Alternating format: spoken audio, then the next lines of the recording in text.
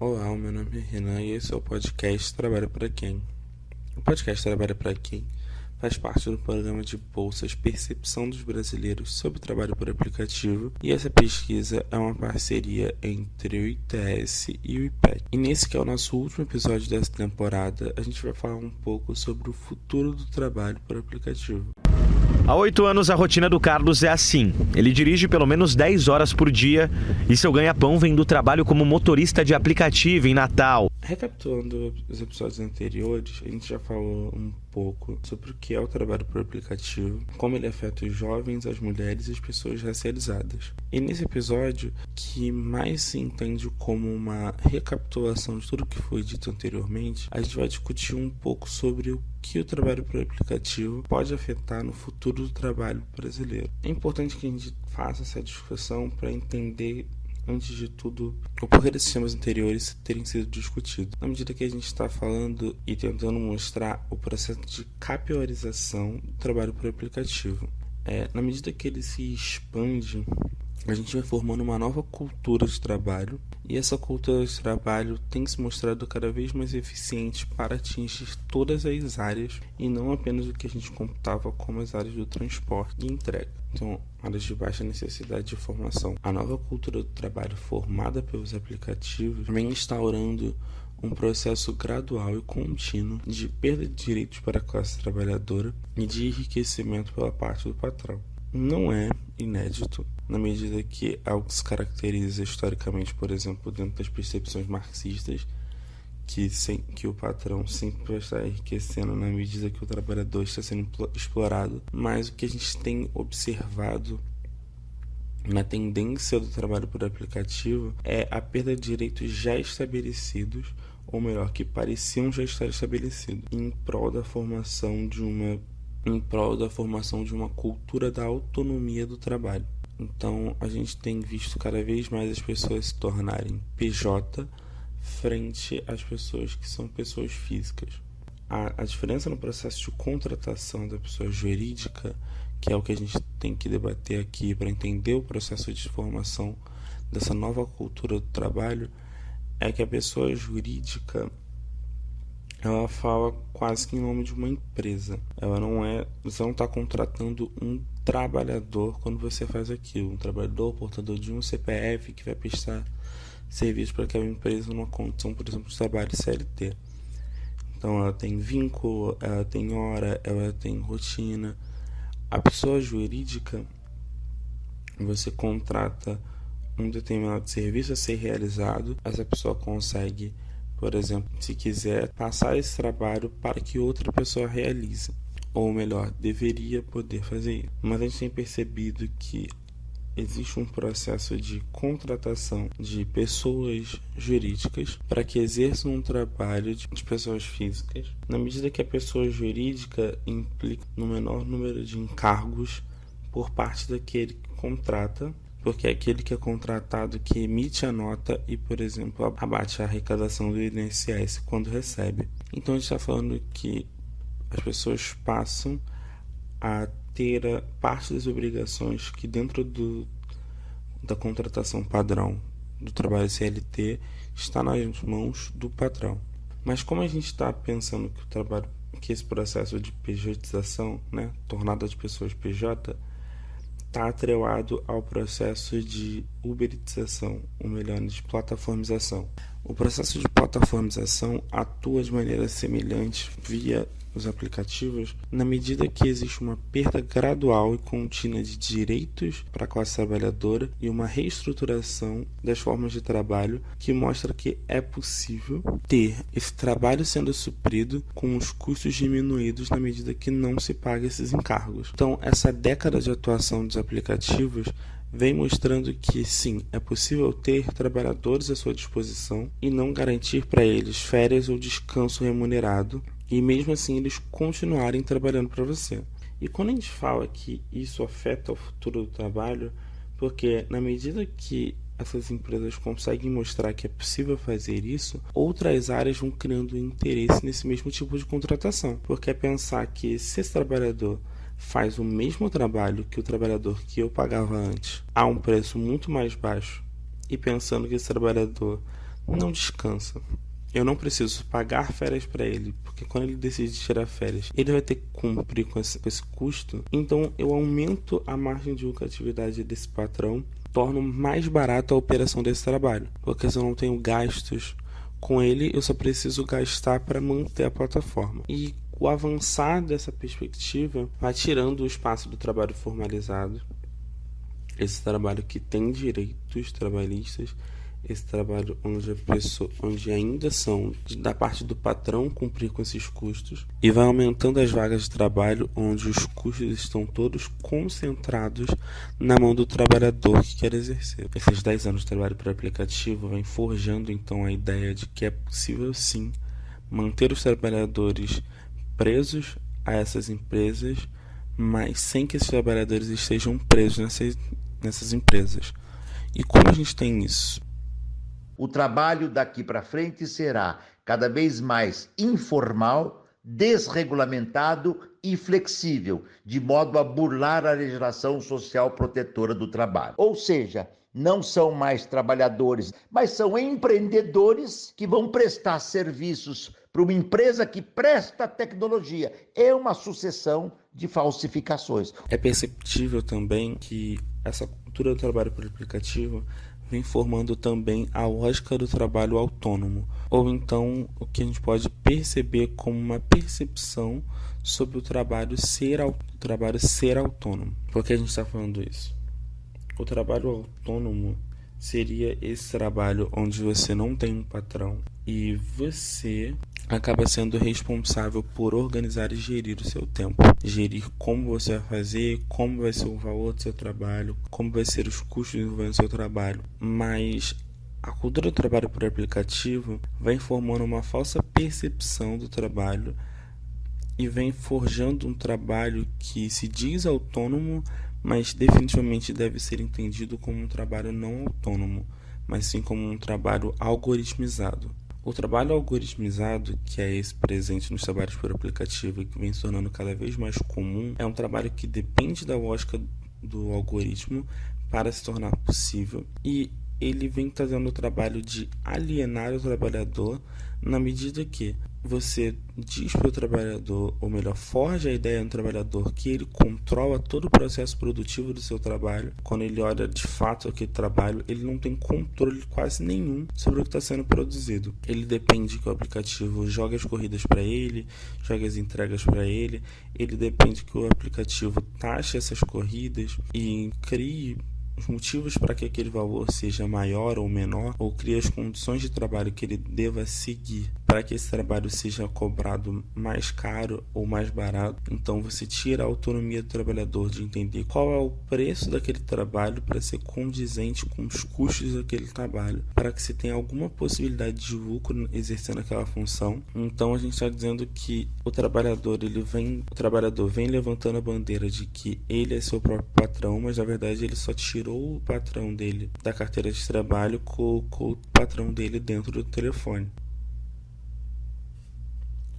Se a gente for olhar a pesquisa do ITS em contrapartida do que eu disse até aqui, a gente vai perceber que os brasileiros ainda têm a percepção de que as empresas são a grande responsável pela qualidade do serviço prestado por essas pessoas. Mas quando a gente observa de fato, as empresas não são responsáveis pelo serviço prestado, porque na medida que elas não cumprem, ou melhor, não têm gastos com o serviço que é prestado, elas colocam na mão de outra pessoa para que ela mantenha apenas a qualidade que ela estabeleceu para aquele serviço. Mas ela não é responsável porque ela não tem gastos para que esse serviço seja operado daquela forma e daquela qualidade que ela espera que seja. O serviço, na verdade, é mantido na qualidade que é, porque o trabalhador que faz aquela função retira da sua própria remuneração para que mantenha-se a qualidade daquele trabalho.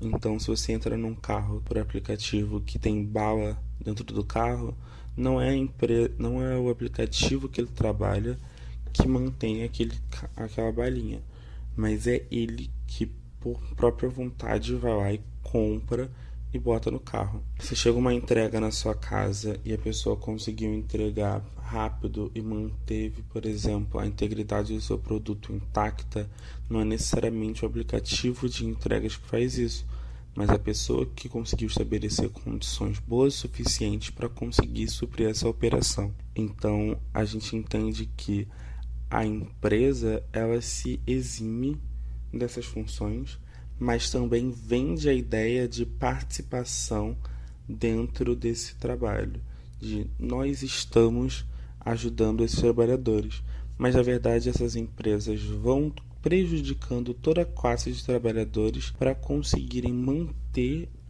a ideia de que a autonomia do trabalho é o futuro do trabalho.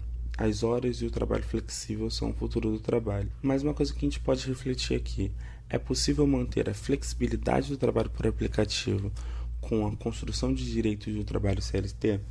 Quando o Datafolha, em 2023, foi perguntar nas ruas o que as pessoas achavam do trabalho por aplicativo e se elas achavam que deveria ser mantido, que deveria ser retirado, se deveriam ter aumento de direitos, as pessoas responderam sobretudo que elas acham que os trabalhadores por aplicativo deveriam sim ter direitos, mas que nesse processo de ganhar direitos fosse mantido o trabalho flexível.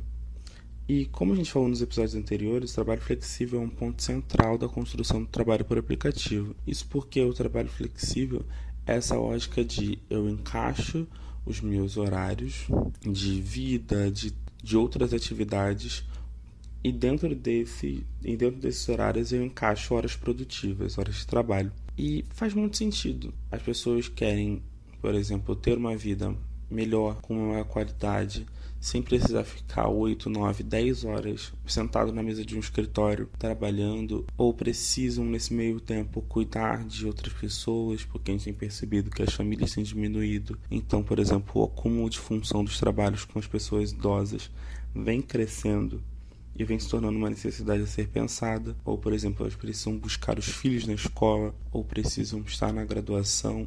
Então, essa lógica de trabalho que você entra às 7 e sai às 3, às vezes não faz sentido para elas. Às vezes não faz sentido para o que elas precisam dentro desse dia que só tem 24 horas. Então, poder começar a trabalhar meio-dia, parar às 4 e buscar o filho na escola e voltar a trabalhar às 7 faz sentido. Mas quando a gente pensa que para conseguir isso, elas precisam se sujeitar a um aplicativo que vai controlar as demandas de trabalho dela e vai negar para ela direitos, a gente vai entendendo que apenas ganhar esse trabalho flexível não é o suficiente. A gente precisa então que esse trabalho por aplicativo seja acompanhado do processo de seguridade para que essas pessoas consigam ter o mínimo de condições para se manterem dentro desse mundo do trabalho. Só que quando a gente vai percebendo, a gente entende que as empresas não têm a intenção de garantir esses direitos. Ou ainda, na medida que querem garantir esses direitos, vão tentar ao máximo maximizar seus lucros para que esses direitos não impliquem numa perda relativa de ganhos para elas. Você diz, esse trabalhador precisa de descanso remunerado, esse trabalhador merece o descanso remunerado. Como você vai garantir isso? Você vai pagar para que ele tenha uma folga? Não, eu vou criar um centro de convivência onde ele vai poder parar, ir no banheiro, descansar 10 minutos e depois voltar a trabalhar. Isso não é necessariamente o descanso remunerado que as pessoas têm vontade que seja. A gente está falando de descanso remunerado, a gente fala de folgas no fim de semana, a gente fala de férias. Então, a gente entende que essas empresas vão achar modos para burlar essa construção de direitos e conseguir construir a imagem de que nós estamos dando oportunidade a esses trabalhadores, mas propriamente nós não estamos. Quando a gente pensa, por exemplo, que o trabalhador se torna responsável pelo seu próprio fundo de garantia e o seu próprio INSS, a gente está dizendo que essa pessoa pode chegar e pode ir lá pagar e tirar da taxa que ela ganha todo mês e tirar os encargos do montante que ele ganha por mês. Mas a gente está pensando também que esse valor não é fixo. Não existe um valor para que ele possa se basear, para que ele entenda que, beleza, eu preciso pagar tantos por cento do meu salário, porque não tem salário. A lógica vai variar a partir de quanto ele trabalhe, ou melhor, de quanto esteja valendo o trabalho dele naquele momento. Se a gente pensar, por exemplo, um mês de alta temporada, num mês de férias, a Uber tem o que eles chamam de dinâmico, que é o valor das corridas acaba se elevando pela demanda de pessoas naquela região. Só que se no próximo mês for um mês de baixa, para conseguir aquele mesmo valor, aquela pessoa precisa fazer mais corridas.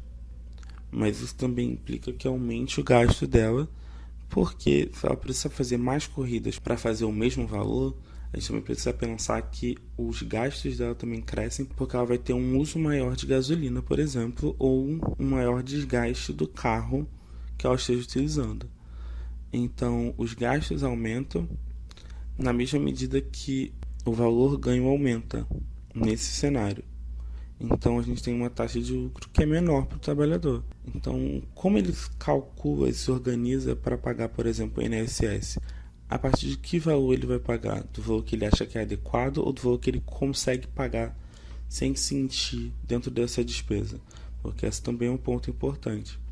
É pensar que parte dessas pessoas também querem essa autonomia e esse menor número de direitos porque elas precisam de mais dinheiro para viver, e ter esses descontos, ainda que sejam seguridades para o futuro, afetam a existência delas no presente. Apesar do INSS e do Fundo de Garantia serem responsáveis pela velhice, muitas das vezes esses descontos impedem que elas tenham uma plena existência no presente. Então, entre viver agora e viver daqui a 20 anos, o que será que essas pessoas vêm escolhendo? E essa cultura do trabalho por aplicativo também é a cultura do aceleracionismo. Essa perspectiva de que tudo é muito rápido e precisa ser pensado a partir do agora, e que não dá tempo para que as pessoas consigam refletir o futuro que elas querem construir na medida que elas se encontram soterradas por esse trabalho no presente. Então, a gente está pensando que as pessoas trabalham mais, ganham menos, têm menos direito, e esse trabalho vem avançando e se perpetuando em todas as áreas possíveis de trabalho. Então, a gente está entendendo que o futuro do trabalho e o futuro do trabalho por aplicativo é cada vez ter menos direitos para o trabalhador, direitos esses que ele demorou séculos para conseguir consolidar. É isso, a gente fica por aqui. Muito obrigado.